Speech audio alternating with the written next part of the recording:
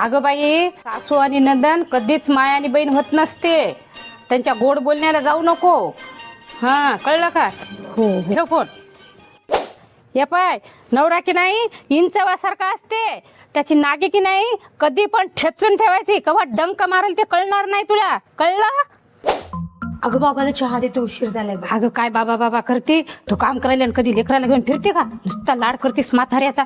हे पाय, तुझा नवरा साधा बोळा आहे. उद्या बहिणीच्या लग्नात सगळा पैसा खर्च उडून टाकल. लेकर काय भीक मागतील का?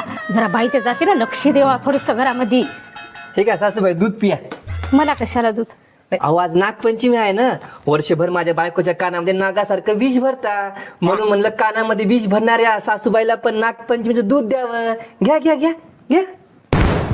काय पाहुणा आहे माय? मी काय नागिन दिसायली का?